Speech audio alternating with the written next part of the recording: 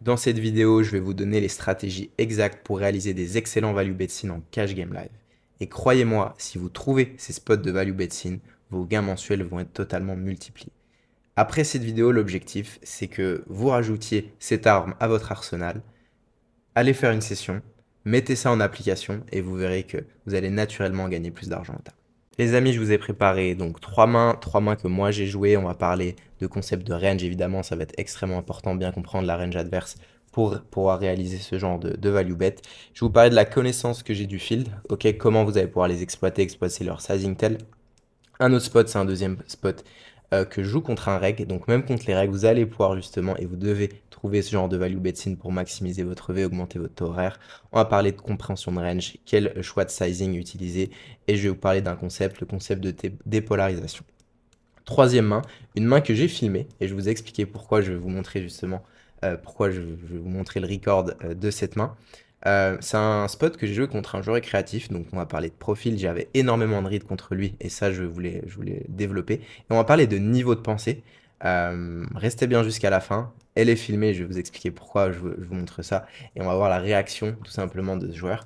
Et à la fin, comme d'habitude, un petit récapitulatif, comme ça bah, vous pouvez le noter, comme ça quand vous êtes in-game, vous prenez tous les points et vous trouvez ce genre de value betting, ce qui va vraiment vous servir dans votre grind. Et bah c'est parti, les gars, on va se lancer dans l'action. Première main, Dame 9 suité. Giso à 40, un joueur créatif, tout ce qu'il y a de plus standard. Ici, ma range, honnêtement, je pourrais vous faire une vidéo consacrée au préflop. Dites-moi si ça vous intéresse, mais mettez-moi un petit commentaire si vous voulez que je vous donne des bonnes stratégies prêts, comment dévier, quelle range utiliser en fonction de forcément des stack size, des reads, des vilains, des profils. Dites-moi si ça peut vous intéresser. On se fait flat par un joueur, aucune info, il vient d'arriver, jamais vu, et on se retrouve heads up. Ici, on trouve gutshot, backdoor flush. Je décide de miser small. Je peux faire folder hauteur as, hauteur roi, des PP peut-être en plusieurs streets. Je suis content de faire petit pour maximiser ma fold d'équité sur les streets suivantes. J'ai une gutshot faire les nuts, backdoor flush, j'ai pas mal de cartes que je vais pouvoir barrel. Une overcard, donc on y va, on s'ébête. On se fait check raise. Première chose, intéressant, déjà, il faut se demander qu'est-ce qu'il a en value. Et ce que je vous conseille, c'est vraiment faire ce découpage de range dès le préflop. Bon, préflop, on n'a pas d'infos, donc on peut pas trop savoir ce qu'il call, mais dès le flop, en fait. Au lieu de... Moi, je vois trop de joueurs, ils réfléchissent à la river. Ils snappent toutes leurs décisions et ils se mettent à réfléchir river et ils se refont tout le coup. Sauf que le problème de ça, c'est qu'ils vont rater énormément d'informations, parce qu'à chaque street, on a beaucoup plus d'informations. Et aussi, bah, ils vont être pris par le temps, bah, par la pression du coup, etc. Donc ils vont mal réfléchir et ils vont mal compter les combos, ils vont mal faire leur découpage de range, etc. Donc forcément, les décisions vont être beaucoup moins précises. Et qui dit décision moins précise dit bah on peut prendre des décisions mauvaises et forcément des spots qui peuvent être EV-. Donc déjà là on se fait check raise, ok, qu'est-ce qu'il en value? Perdre 5, perdre 8, fait totalement sens. Et vous voyez, on compte déjà les combos, 6 combos. Paire de valet, je pense que il peut 3 bet, mais il y a peut-être des joueurs qui vont flat. Et encore, je pense que c'est pas sûr qu'ils check raise. Top 7, les joueurs aiment bien jouer tricky ce genre de main. Donc on peut pondérer, on peut dire qu'il y a peut-être 7 combos de brelan par exemple. Et après valet 8, je pense qu'il peut défendre valet 8 off. La population en cash game live va beaucoup défendre les big blinds. Et ça pareil, quand vous n'avez pas trop d'infos, bah, vous pouvez pas trop le savoir si c'est un joueur qui défend lose. Donc le conseil que je vous donne, c'est ok, comment joue la population dans ce spot quand vous n'avez pas d'infos sur votre vilain. Et ici, la plupart des joueurs, même si c'est des 4x, hein, en plus c'est un fiche qui close l'action. Les joueurs adorent défendre leur bébé, call beaucoup trop loose alors qu'ils doivent jouer assez tight ce genre de spot. Donc je m'attends à ce que Valet 8 y défende. Valet 5 off, je pense pas. Valet 5 suité c'est possible. 8 5 suité c'est possible. Oui. 8 et 5 off, honnêtement je pense pas. Pareil, on pourrait pondérer. Donc voilà, on voit déjà ce qu'il pourrait avoir en value. Ce qu'il pourrait avoir en bluff, bah, des gutshots, peut-être des 5x. Je pense pas que les joueurs commencent à check raise des 5x, ils vont plus jouer en check call mode. Mais voilà, des gutshots, des open ended. Peut-être des valets aussi, des bons valets comme As valet, Roi valet. Versus un petit sizing, il peut décider de check raise ce genre de main. Donc voilà, je garde ça en tête. Ici, je vais évidemment coller. J'ai une over, backdoor flush, gutshot vers les nuts. Si je touche, je peux prendre énormément d'argent à sa value region et tout simplement s'il a un valet, je joue toujours la dame, backdoor flush, etc. Donc, et je bats quelques bluffs aussi, des mains genre 9, 10, 6 et 7 je bats. Donc je call, turn dame, il fait 130 Et c'est là que ça devient intéressant. Et c'est pour ça que je vous dis toujours de réfléchir à chaque fois, parce que là encore, on a une information. On voit, et là, il y a un sizing tel. Il fait quelque chose comme 35% du pot. Mon read, c'est que s'il avait 5-5, 8-8, des mains aussi fortes, une main genre par exemple 9 et 10, s'il est match check raise et qu'il fait quinte maintenant à la turn, ou s'il a une main comme Dame Valet, s'il a check raise Dame Valet au flop, maintenant qu'il fait d'épée, en fait il aurait size up. Et du coup, ici, je m'attends à ce qu'en value, ça soit des combos d'épée, du style 8-5, Valet 8, Valet 5 suité, et qu'il n'ait pas, du coup, sa partie de range la plus forte au flop, c'est-à-dire 8-8, 5-5, et du coup, Dame Valet 9 et 10 qui améliore à la turn. Et donc, vous voyez, quand vous prenez cette information en plus, on récupère un sizing tel à la turn, et ben en fait, on le prend en compte sur nos plays river, et vous allez voir que river, je vais pouvoir faire un value bet sin, car j'ai ce read. Et pourquoi j'ai ce read? Parce que la plupart des joueurs ici, bah, quand ils ont 8-5, Valet 8, ils aiment pas trop cette dame. Parce que ça améliore ma range. Ça fait rentrer 9-10, je peux totalement jouer comme ça. Dame Valet, je peux avoir, je peux toujours avoir 2 valets, 2 dames. Donc je m'attends avec ces combos de DP les plus faibles, bah, justement, qui size dame. Je décide quand même de call. Parce que je peux toujours améliorer avec une dame, un 9, un 10. De temps en temps, s'il bluffe encore, bah, je suis devant. Si de temps en temps il clique un peu au hasard parce qu'il sait pas trop quoi faire avec As-Valet, je suis devant. Donc évidemment, on fold pas. River, c'est un 9. Et là, il check. Et c'est là que c'est intéressant. Parce que vous voyez, quand on fait ce travail à la turn et qu'on analyse que du coup, il a ses combos de DP les plus faibles, bah ici, en fait, avec Dame 9, on passe devant. Ok. Faut se demander, est-ce qu'il a beaucoup de zig dans ce spot? Je pense qu'il n'y en a absolument jamais. Bon, faut jamais dire jamais, c'est jamais du 100% au poker, évidemment. Mais je vois pas quel 10 fait du sens. En fait, bon, il peut check raise des 10, bet encore des 10, mais je le vois pas slow play. Surtout que ma range, quand lui a un 10x, bah, c'est très souvent DP, des choses comme ça, peut-être brelan. Et en fait, le field s'attend à ce que je vais tout le temps check back, en fait. Toute cette partie de range, je vais check back. Les joueurs en live ne savent pas value bet ces signes, donc les joueurs vont rajouter vont beaucoup moins slow play, justement parce qu'ils ont trop peur de se prendre un check back, et les joueurs sont très très CS, donc forcément, avec ces 10x, je m'attends, déjà il en a pas beaucoup, et je m'attends à ce qu'il les bête tout le temps. Donc quand on redécompose le coup, je m'attends à ce qu'il y ait très très peu de gains dans ce spot à la river. Et donc, qu'est-ce qui reste avec le read qu'on a à la turn? Avec ses actions, bah, il reste très très souvent Valet 8, 8 et 5, et peut-être Valet 5 suité, parce que je discount les 8, 8, 5, 5. Alors je les discount pas à 100%, mais quand on réfléchit en termes de combinaison, bah, on va lui bet toutes les DP inférieures. Et donc ici, une fois qu'on fait tout ce travail, que vous devez faire dès le flop, pré-flop, turn, river, et il faut prendre toutes les informations que vous avez à votre disposition. Et si vous prenez tout, la dynamique, le profil, bon là, on n'a pas de dynamique, on ne le connaît pas, le profil non plus, donc forcément nos plays vont être un peu moins précis. Mais si vous prenez tout ça en compte, en fait, vos décisions vont être chirurgicales. Et ici, donc, je réfléchis, et je me dis, ok, j'ai gagné ici, je value. Qu'est-ce que je veux target? Je veux target forcément Valet 8, 8, 5, j'ai très peu de bluff en perçu. Donc, je pense que j'ai fait un petit size, ouais, j'ai fait 200. Dans 600, j'ai fait un tiers pot. Est-ce qu'on peut faire plus cher? Oui, peut-être, si vous êtes contre un joueur très très CS. Moi, j'avais pas l'info. Ce que je vous conseille, quand vous connaissez pas le joueur, c'est de prendre l'option plutôt low variance, pour justement récolter de la data et voir un peu comment il joue ses ranges, etc. Récupérer des sizing tels, des timing tels, etc. Ici, j'avais pas d'info, mais j'ai quand même estimé qu'il fallait value bet. Donc, je décide de faire 200, un petit sizing pour value bet. Justement, les DP qui vont être un peu en PLS et qui vont fuck call. C'est ce qu'il a fait, il a call en 15 secondes, il a mug, donc j'imagine une main comme d'épée. Voilà, ce qui était important dans ce spot, évidemment, c'est tout le découpage de range. C'est la connaissance que j'ai du fil, parce que quand je vois justement ce sizing tel, hein, les deux marchent ensemble, hein. Quand je vois le sizing tel à la turn, tout de suite ça fait warning dans ma tête et je me dis ok, il y a quelque chose à exploiter. Et c'est toujours ce que vous devez faire quand vous voyez un déséquilibre chez vos adversaires, et ben vous dire ok, pourquoi il a fait ça? Qu'est-ce qu'il veut accomplir? Pourquoi, enfin, est-ce qu'il y a un leak dans son jeu, dans ce spot, quand il utilise cette line, ce sizing, etc. Et évidemment, quand vous allez le connaître et quand vous allez avoir un fichier, des notes sur vos adversaires, parce que vous devez absolument prendre des notes sur vos adversaires, et bien là, vous allez être sûr, vous allez avoir plus d'occurrences et donc vous allez encore mieux les exploiter, gagner plus d'argent, etc. Quand vous ne le savez pas, demandez-vous, ok, comment le fil joue dans ce spot. Et ici, j'ai estimé que river, on avait de la value. On va passer au deuxième spot contre un joueur professionnel. Et ça va être un spot extrêmement intéressant. C'est parti, on rentre dans l'action. Alors, roi 10 suité. Alors, juste petit aparté, les gars, si vous voulez justement bosser votre jeu, si vous voulez apprendre d'autres concepts, si vous voulez qu'on review vos spots, etc., vous êtes joueur de cash game live et que vous avez vraiment des objectifs en termes de gains, de limites et que vous voulez vraiment exploser dans votre carrière, réservez un coaching d'1 heure avec moi.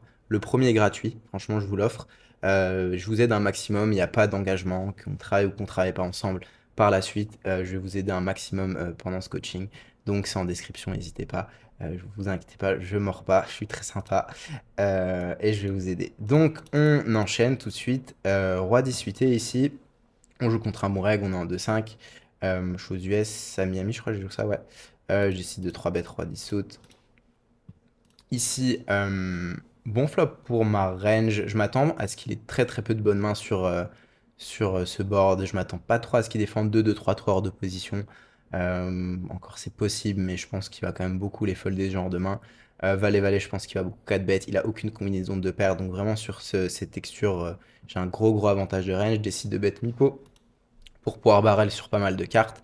E-call, turn 10. Ici, je décide de checker. Je vais bet cette turn de manière beaucoup plus polarisée avec roi-valet, as-valet, et évidemment toutes les overpairs et des bluffs. Ici, le 10x, le 10, je vais le checker back. Ça va me permettre de catch pas mal de river. Protéger ma range de check aussi, rajouter des paires. Et forcément, ici, bet n'accomplit pas grand-chose parce que je fais folder tout ce que je bats. Non, qu'est-ce que je dis? Je fais folder tout ce qui me bat. Non, qu'est-ce que je dis? Je fais folder tout ce qui me bat, donc c'est-à-dire les PP. Alors oui, certes, je value bet des fleugeraux, mais ça va être beaucoup trop sin. Comme je vous ai dit, ça va être roi-valet plus dans ce spot. Peut-être dame-valet qui peut encore barrel et encore potentiellement dame-valet, je peux le checker back à la turn. Mais tout simplement, sa range, c'est souvent des PP ou des valet X ou des fleugeraux. Donc si je bet, si je fais folder toutes les PP, je m'isole que contre valet X. Donc ça accomplit pas grand chose de miser en value. Et je vais évidemment pas tourner ma main en bluff parce que je bats énormément de choses dans sa range. Donc je décide de checker. Turn, c'est un 2. Et check. Et là, il faut se demander, ok, est-ce qu'on a de la value? Oui, non. Faut réfléchir déjà. Contre quoi on a de la value et après quel sizing faut utiliser. Encore une fois, ça va vraiment dépendre de sa range. Comme je vous ai dit, la range qui colle au flop, ça va être quoi? On va revenir au flop. Ça va être des paires, et je m'attends à ce que pré-flop, il peut peut-être call à partir de paire de 5, peut-être paire de 4. Du coup, il y a énormément de PP en fait dans ce spot jusqu'à ouais, paire de 9, de paire de 4, 5 à paire de 9. Des valets, ok, et des fleugeraux, et peut-être des mains genre As-Dame de cœur, je sais pas moi, est-ce qu'il peut float une main genre ouais, As-Roi avec l'As de pique, ou même As-Roi off sans backdoor flush. En fait, les joueurs de 4 bet pas trop. Alors un bon règle, je pense, dans ces positions, il va quand même pas mal 4 bet As-Roi. Mais il y a beaucoup de joueurs qui vont pas trop les 4 bet et qui vont préférer call. Donc voilà, sa range c'est ça. Et au final, river, sa range check, qu'est-ce que c'est? Bah, c'est très souvent soit SI, qui voilà, juste va au showdown parce que c'est SI. Euh, et des PP. Parce que très souvent, les valets X, il va les miser. Il a des bluffs en perçu, il a de la value à miser, et donc c'est son top range, donc il va très souvent les miser. Surtout un bon joueur. Donc forcément, ici, on a de la value contre PP. Et là, la question, c'est quel sizing on va utiliser. Et en fait, la réponse, ça va être quel est le profil de notre adversaire. Ici, si je joue contre un joueur récréatif, j'ai vraiment envie de faire un petit sizing, slash 50-30, slash 50% du pot, ça va dépendre du joueur. Pourquoi? Parce qu'en fait, tout simplement, il y a une range faible, et du coup, je target une range faible, et donc les joueurs récréatifs vont réfléchir vraiment au premier degré, et vont se dire, ok, c'est pas, j'ai une main pas très forte, c'est un petit size, je décide de call. Ok? Sauf qu'un joueur régulier, il va réfléchir de la manière inverse. Ici, j'ai complètement dépolarisé ma range, j'ai bet pot, ok? C'est un très gros size avec une main, entre guillemets, aussi faible que un 10 dans ce spot. Et en fait, ce que je veux lui faire croire, c'est que je vais lui faire croire que je suis polarisé, alors que j'ai une main pas incroyable. Et c'est le concept de dépolarisation, dépolariser sa range. Tout simplement parce que qu'est-ce qui va se passer dans sa tête? Il va se dire, ok, il voit un gros size, il va se dire, oula, gros size. Parce que souvent, sa range, là, on a envie de se faire call par PP. Et donc, avec PP, qu'est-ce qu'il va se dire? Il va dire, ok, gros size, c'est-à-dire il se polarise. Très bien. Sauf que c'est quoi la range qui se polarise? C'est, je sais pas, 2 valets, 2 10, as valet, roi valet, paire de dames, paire d'as. Mais en fait, il va tout le temps s'attendre à ce qu'on bête les turns. Parce que quand on a overpair toutes les mains que je viens de citer, on a une tonne de value.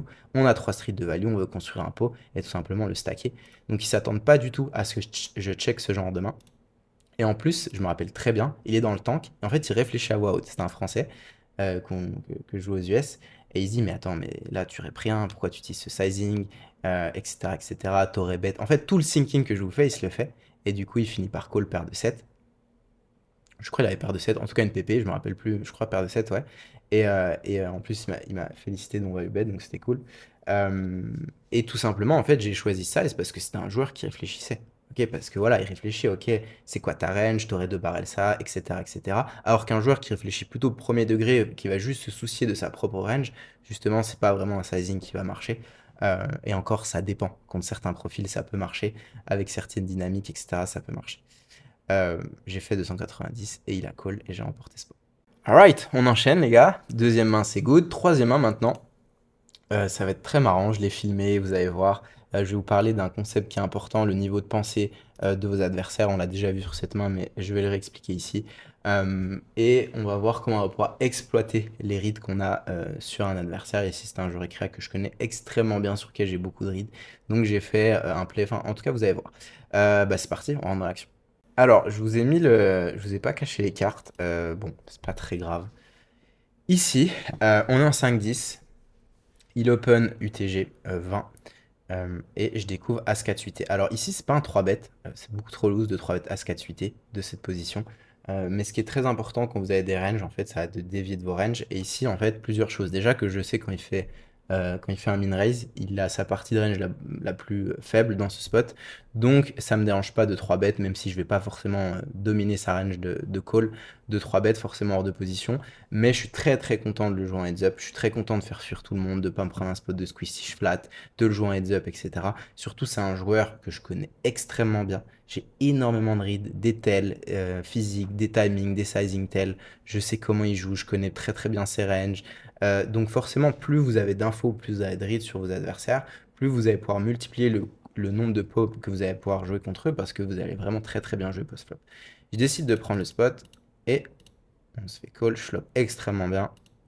Ici, plusieurs choses. Le standard serait de, par exemple, faire small.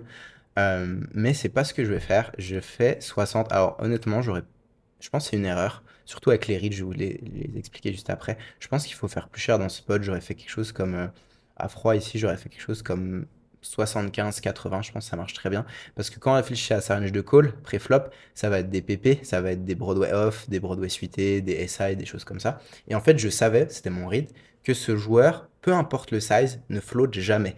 Ici, s'il a une main comme As Valet de pique versus Small, bah peut-être vous avez envie de continuer, faire un check raise, tenter quelque chose. Ici, je sais que ce joueur, il est juste hyper honnête, il touche, il continue, il touche pas, il fold. Ok. Et donc, qu'est-ce qu'on a envie de target maintenant? Ici, on a envie de target Damix et toutes les PP. Et ici, il faut size up. J'ai pas non plus fait quelque chose comme 40, 45, 50, j'ai fait 60, mais je pense que c'est une erreur, il faut faire plus cher dans ce spot avec le read que je viens de vous expliquer. Il décide de call. Turn 10, check. Je bet 190. Ici, maintenant, je target Damix. Je pense que toutes les PP sur ce 10x vont fold. Et vu qu'il y a.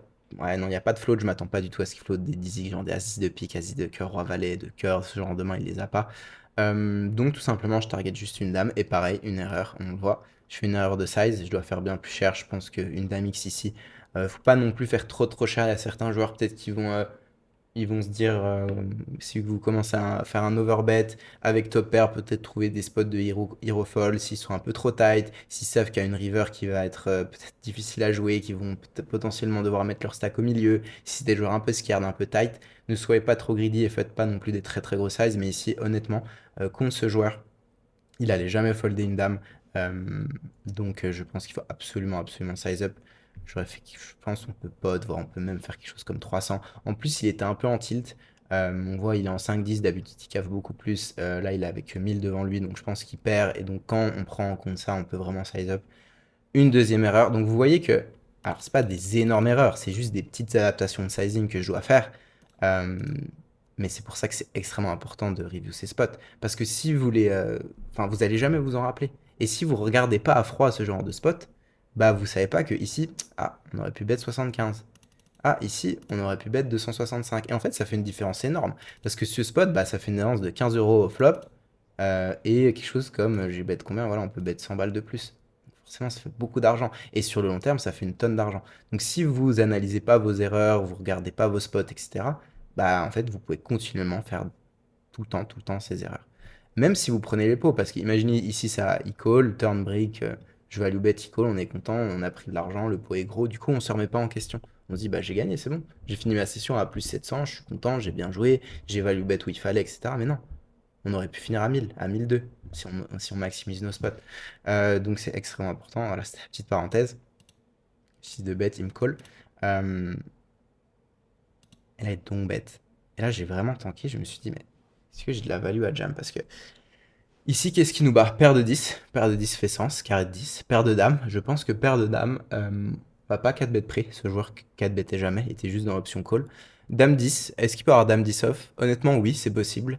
Il peut avoir dame 10 off dans ce spot. Évidemment, il faut pondérer. Parce que des fois, carré de 10, peut-être qu'il check raise turn. Ah non, je pense pas, vu que c'est full. Mais peut-être qu'il donc bête pas. Il joue peut-être encore tricky, check. Deux dames, pareil. Peut-être qu'il joue pas comme ça, donc il faut pondérer. Mais je me suis dit, ok, il y a quand même quelques combos qui me battent. Si je fais tapis, qu'est-ce que je value? Il faut se faire payer parce que si vous faites jamais payer par moins bien ici, alors que vous êtes très très souvent la meilleure main, bah en fait, et qu'il y a que quelques mains qui vous battent, bah si vous faites payer que par les quelques mains qui vous battent, ça sert à rien de faire tapis. Vous allez juste run dans les mains qui vous battent, sont top range et vous allez vous faire stacker. Donc dans ce cas-là, faire tapis c'est inaccomplir. Donc je réfléchis, je prends mon temps. Et en fait, je me dis, ok, c'est un joueur qui clique. Je value Damix dans ce spot. Et honnêtement, j'ai hésité parce que c'est pas standard de donc bet une dame. C'est pas vraiment standard aussi de. Enfin, il y a des joueurs versus Jam ici. Bon, après, il lui reste plus grand chose, je crois. Il lui reste, ouais, il lui restait vraiment plus grand chose. Mais il y a peut-être des joueurs, en fait, vont pas vous déjà jouer comme ça d'Amix et ils vont pas vous coller moins bien. Donc ici, j'ai vraiment réfléchi. Et ce qui est très très important dans ce spot, c'est que j'ai estimé, ok, c'est quoi le niveau de pensée de mon adversaire. Et vous allez voir, je vais vous montrer la vidéo du coup juste après. En fait, le niveau de pensée, c'est que juste pour lui, une top pair, c'est excellent, ok? Et que il était en tilt, la dynamique joue est favorable, et ce joueur, en fait, détestait folder. C'est les rites que j'avais. Et vous allez le voir, tout simplement, lui, il se dit pas, ici, j'ai aucun bluff. Enfin, je vais jamais le bluffer. Je vais vraiment jamais le bluffer. Et en fait, juste son niveau de pensée, il va pas se dire ça. Il va pas se dire, ok, quel est ma range, qu'est-ce que je représente, etc. Et il va finir par coller sa dame. D'ailleurs, on va le voir. Je vais vous montrer tout de suite la vidéo. Ok, voilà le coup les gars. Donc ça c'est le pré-flop. Donc je vais passer un peu vite, je pense que flop turn river, c'est pas très intéressant. Même si à vous... Non, si c'est intéressant, il y a des choses à dire, mais en tout cas pour la vidéo, j'ai juste ces bêtes, voilà, il a deux barrels. On va aller river. Donc ça c'est la turn. Voilà, là il donc bête, en plus il donc bête très rapidement. Ouais, je pense, honnêtement, vous avez vu, même in-game, j'ai pas fait attention à ce timing. Je pense que même quand il a quelque chose comme carré 10, dame 10, toutes les mains que je vous dis, je pense pas qu'il snap bet. Je pense qu'il réfléchit soit à donc bet, soit à checker pour jouer encore tricky. Donc même en revoyant ça, vous avez vu, alors bon, peut-être que vous allez pas pouvoir review vos spots en vidéo puisque vous les filmez pas évidemment, mais vous avez vu comme c'est important de review ces spots. Donc vous avez vu, je suis dans le tank, hein, je me dis, ok, est-ce que vraiment je raise pour value ici, est-ce que j'ai intérêt à value? Vous allez voir, je vais peut-être vous remettre le son. On va avancer parce que je suis dans le tank. Ouais, on va avancer. Ouais, regardez. Je vais vous mettre le son. All in. Ouais. All in. All in. Vous avez vu la vitesse à laquelle il a call? All in. Il a collé quoi? Je vais vous le remettre. Hein. Il a collé en 3 secondes. Hein. Même pas.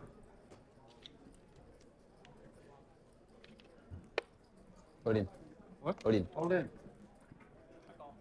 À coller. Et vous avez vu comme je suis pas serein de montrer mes cartes? Parce que je me dis, ok, il a note. J'ai perdu. Et en fait, il snap call une dame. Et donc, quand ces mecs-là, justement, ils réfléchissent pas à votre niveau de pensée, d'overplay complètement leur spot, bah justement vous allez pouvoir trouver des raise, des raise in, des gros spots de, comment, de value bet in, et c'est comme ça que vous allez tout simplement gagner plus d'argent au table, maximiser votre V, et sur le long terme, croyez-moi, ça fait vraiment beaucoup d'argent. Et vous avez vu que si vous trouvez pas ces spots, bon, peut-être ce spot avec cascade vous le trouvez, mais vraiment in-game, j'étais pas sûr de moi très honnêtement. Mais peut-être les autres spots vous le trouvez pas, et justement vous avez vu l'argent à la fin de l'année, c'est si vous jouez 2, 3, 4 sessions par semaine, plusieurs heures, et que vous justement passez à côté de ces spots, vous passez à côté d'énormément d'argent en cash game live. Et vous avez vu que même ces spots, je vous ai montré, on peut encore les maximiser en augmentant nos sizing. Vous avez vu le spot avec Cascade ici, où je fais des erreurs de sizing flop et turn.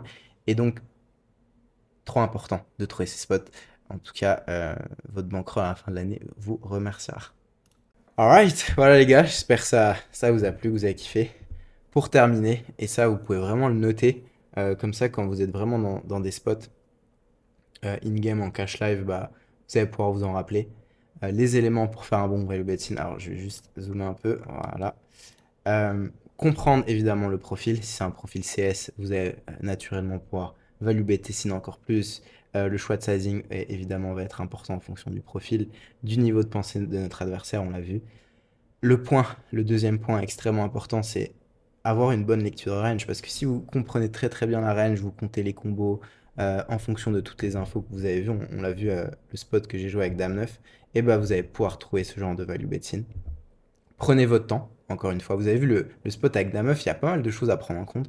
Prenez votre temps et prenez votre temps à chacune des streets. Ok, quel est le meilleur sizing? Vous avez vu par exemple le As-4-8, il y a des erreurs de size. Justement, si j'avais peut-être un peu pris, enfin si j'avais plus pris mon temps, bah, j'aurais peut-être amélioré mon sizing. Ok, donc prendre son temps est extrêmement important, bien réfléchir. Réfléchissez à la range de votre adversaire, à votre range perçue. Forcément, si votre range perçue comporte des bluffs bas, vous avez beaucoup plus de value bet sin. Il y a aussi des spots où les joueurs vont pas forcément vous croire. Aussi, faites attention à votre image. Si vous avez une image extrêmement tight, bah, peut-être qu'ils vont pas vous call. Donc ça va être plus compliqué de faire ce genre de value bet. Si vous avez une image de dégène, faites-vous plaisir. Également prenez en compte les dinars, la psychologie de votre adversaire, s'il est anti, s'il a de l'ego. Ça va vous aider pour justement trouver ce genre de spot. Voilà, j'espère que ça vous a plu. N'hésitez pas, si vous, encore une fois, si vous voulez prendre un coaching avec moi, c'est gratuit. C'est en description et je vous vois très très vite pour une prochaine vidéo ou en coaching pour les plus motivés. Allez, ciao!